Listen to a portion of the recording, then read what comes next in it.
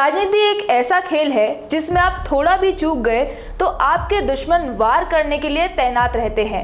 और बात करें अगर महाराष्ट्र की, तो महाराष्ट्र की राजनीति में कहने को तो सारी पार्टियों के नेता एक दूसरे के मित्र हैं, लेकिन मौका मिलने पर यही मित्र दुश्मन बनने में वक्त नहीं लेते हैं।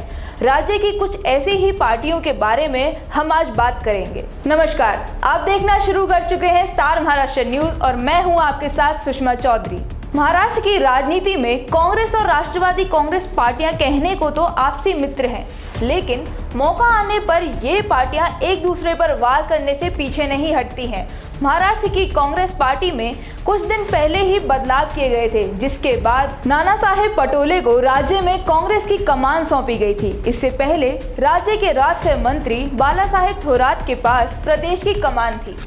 सरकार की सत्ता में तो उतार चढ़ाव लगा ही रहता है, लेकिन जैसे जैसे चुनाव नजदीक आते हैं सारी पार्टियां अपने काम पर लग जाती हैं। कहने को तो महाविकास अघाड़ी सरकार में 3 पार्टियों की सरकार है, पर फिर भी कांग्रेस की पहचान को लेकर बार बार सवाल उठाए जाते हैं। इस चुनावी मौसम में नाना पटोले ने हाल ही में पंढरपुर में उपचुनाव का प्रचार किया और वहां से इंदापुर में प्रचार करने के लिए रवाना हो गए। और इस दौरान ही उन्होंने कुछ ऐसा बयान दिया जिससे सबके कान खड़े रह गए। उनके बयान से ये साफ साफ पता चलता है कि वे उप मुख्यमंत्री अजीत पवार और राष्ट्रवादी के लिए खतरे की घंटी साबित हो सकते हैं। दरअसल नाना पटोले ने मीडिया से बात करते हुए यह दावा किया कि अगले चुनाव में इंदापुर में कांग्रेस का विधायक होगा और इस बात से सब बखूबी वाकिफ हैं कि इंदापुर की सीट कांग्रेस और राष्ट्रवादी के लिए कितनी महत्वपूर्ण है। भाजपा में प्रवेश करने वाले हर्षवर्धन पाटिल कांग्रेस के विधायक थे।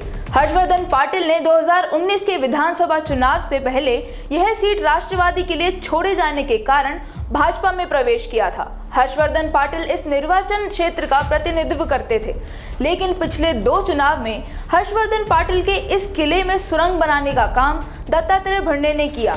दत्तात्रेय भरणे अजीत पवार के भरोसेमंद नेता हैं। दत्तात्रेय भरणे ने 2014 और 2019 के चुनाव में हर्षवर्धन पाटिल को हराया था और नाना पटोले द्वारा दिए गए बयान से यही लग रहा है कि इन चुनावों में नाना पटोले दत्तात्रेय भरणे और अजीत पवार पर भारी पड़ने वाले हैं, क्योंकि उनका यह मानना है कि इंदापुर तालुके में कांग्रेस को मानने वाले बहुत बड़ा वर्ग है। गांव के लोग कांग्रेस को मानते हैं, इसलिए आने वाले विधानसभा चुनाव में इंदापुर का विधायक कांग्रेस का होगा। इसके साथ ही जो कांग्रेस को मानने वाले हैं उनके लिए इस पार्टी में जगह खाली है। उन्होंने ये भी कहा कि पार्टी में जगह सिर्फ मौके का फायदा उठाने वालों के लिए नहीं है, जिन्हें एक पार्टी के रूप में काम करना है, सत्ता के लिए नहीं। ऐसे लोगों के लिए कांग्रेस का दरवाजा खुला है। 2024 में कांग्रेस सबसे बड़ी पार्टी होगी, ऐसा दावा नाना पटोले ने किया है। अब देखना यह है कि यह दावा कांग्रेस को जीत हासिल करवा पाएगा या फिर इस चुनावी रेस में कांग्रेस पीछे रह जाएगी। आप किस पार्टी को वोट देना चाहेंगे, हमें कमेंट करके बताएं। और महाराष्ट्र की सरकार से जुड़ी सभी खबरों के लिए देखते रहिए हमारे चैनल स्टार महाराष्ट्र को।